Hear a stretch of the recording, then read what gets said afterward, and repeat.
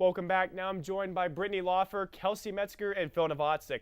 Guys, the Steelers are 0-3 this year. What's the issue? Let's start with Phil. Well, where do I begin? I mean, I'm going to start off with arrogance just because I think we've all seen this coming for the last few years. I think ever since that Super Bowl against Green Bay, every season we've seen them get worse and worse. They are getting rid of their star players. They're not replacing them with anyone.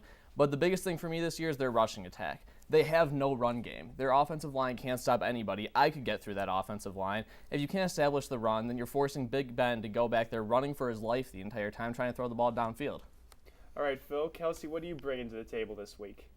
Well, I think the better question actually is right now, what is not their issue?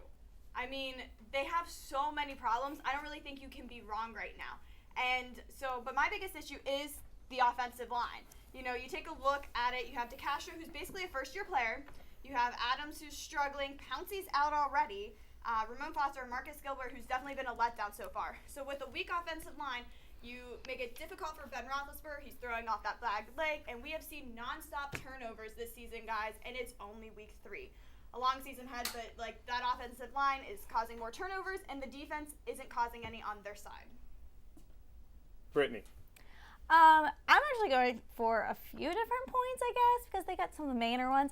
So I'm going for the little things that kind of bring the team together. Age, I think, is a big issue. Over expectations of some of our younger players, and also the injury-prone side. I mean, as former coach Chuck Noll once said, it's time to get on with your life's work, and that's how I feel about there's Ryan Clark, the guy can't even tackle anymore, and as much as it kills me to say it. Troy Polamalu, I love him so much though, and he looks lost and out of place because of the way he plays and doesn't have the speed to keep up with it anymore. And then even Brett Kiesel's getting up there in age. Do you really see him coming back after the season? Dropping the big quote there from Chuck Noll there, Brittany. A player needs to know what their life's work. Definitely bringing the A game so far. Now, I almost want to say coaching, guys, because let's look at some of that play calling. But none of you guys touched that, so we're not going to go there. So. Well, I mean, I think that coaching brings another side to it. Like you said, you see the coach. Oh, we're not throwing me into this. Whoa. I mean, you take a look at the coach. Whoa, You take a I'm look not at in Todd on Haley and this. how he has coached this team and how, look at the offense. The offense is awful. The offense is killing us, literally. We've had, I think it was 24 points off of turnovers this past week. Take those 24 points away, and the Steelers would have won the game. Yeah, I mean, everything you guys have said. Chris, I mean, if you want to come into this one, you can. This is a very nice so many environment. Points I mean, this is one of the less hostile courthouses we've had. Let's do it. So go for coaching, it go ahead, throw that in there. I'm going to throw What's your coaching in. points? I'm going to throw in coaching because let's be honest. I'm going to my nice little Chris Hoffman rant of the week. And here we go. Coaching has been very disappointing so far during this season. Mike Tomlin at times is almost as a buddy of some of these players, and I quite frankly don't agree with that. He's supposed to be a coach, not their friend. He needs to kind of kick them in the butt a little bit. And then you go into Todd Haley's play calling, and my goodness, do we really want to start me on that? I didn't think so. So, I'll leave it back to you guys. I think Todd Haley's problem is, though, you don't bring a plan and say to your players, fit to this plan. You mend your players to a new plan that you have. And he just kind of brought in his own plan and then was like, okay, fit to this plan, and it's not working for this team. It's not working. They don't have the chemistry for that. And you just look at that. You look at the line. You look at the line comes from the running game. It all comes together, and it creates one big mess, and hopefully not one big 0-16 season. I just want to say I'm happy that nobody's throwing Big Ben under the bus here because I've heard a lot of complaints about him from different analysts, different fans in Pittsburgh.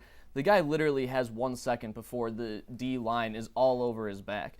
The only reason why he's able to survive back there is because he's so big. He's able to break those tackles. That's why they call him Big Ben. Exactly. But if it weren't for that, I mean, who knows how many sacks we'd see per game. And back to the players, as I was saying about the over expectations, you've got all the younger guys like Marcus Gilbert, who's the master of the lookout block. And then Mike Adams and Cam Hayward from OSU, they were their prime maybe there, but they're not doing anything for us here. And then you've even got Ziggy Hood, whose prime was working at Sonic in college. We don't have that strong of younger guys, I'd say. I think that, you brought up all the older Time out players. with Brittany. Dropping the gun. Going after him. You won't say it to his face. You won't do it. Was working at Sonic in college. But you look at that I did a little bit of research on you. I was just trying to get some facts. Slam you a bit. Remember, he does make millions. I mean, Not at I Sonic? make Not- hundreds. No, it's up in the NFL. I mean, no. All right, It's we still fun. digress. It's Back to still the fun. topic. I mean, I think if you take a look, all of these are issues. I think if you take a look at the older players, the thing is, like, we have gotten better at that over the years. They've, started to slowly take people off and slowly kick people out one at a time. And I think the more games we actually lose this year, guys, believe it or not, as painful as it might be, the better it might be. The more games they lose, the more reason it is to clean house. The more reason it is to It's get a rid of all rebuilding those year. players. It is. It's rebuilding. It takes Hey, several that's a years. slippery slope, guys. I'm And- just throwing this out there. 15 years rebuilding over here in the CLE. But then again, we're So- kind of the same But way we're here in the Steelers, PIT. like, You got we've seen the Pirates take them 21 years to rebuild. Yeah. The thing is, in Pittsburgh, with the Steelers, that's pretty much unacceptable. Guys, final thoughts. I mean, to be honest, it's really hard to say what is the true problem because it has been a list of facts. It's just a rebuilding year. I feel like everything, I think all of ours actually comes together because it's the to fact prove that the actual issue. I think at really best they everything. finished with 5 wins Yeah. this season. At best. Maybe I have to agree with you, Phil. Maybe even at best, that might be the best they can finish. Guys, I mean, this was basically a case of the week in a sense where all of us kind of collaboratively made one big team. This was We're all basically friends. this was I like almost this. a Can we do this more often? this No, was almost Brittany. almost like a Happy. letter going, "Dear Pittsburgh Steelers, here are your issues this season. Please address them. Sincerely, the fans." We need a team to cheer for. I Do want to not watch the let game. the Pirates be our pride and joy. You were here first. Never thought Good you would have quote. heard that. Yeah. In 21 years, the Pirates, the pride and joy of Pittsburgh, right now at this moment. Hopefully the Penguins can get it together too, but the Steelers 0-3. Hopefully they can get it together this week, going against the 0-3 Vikings. Not much more they can do wrong here. Someone's guys. got to win. Someone's got. Actually, no, you can tie in the NFL. That's true. That's Good point. Jonathan McNabb. Someone has to Gosh. not lose this week. Maybe. Maybe. Ponder, though. Christian Ponder is probably the worst quarterback that we're facing. We can do it. You seen his wife though?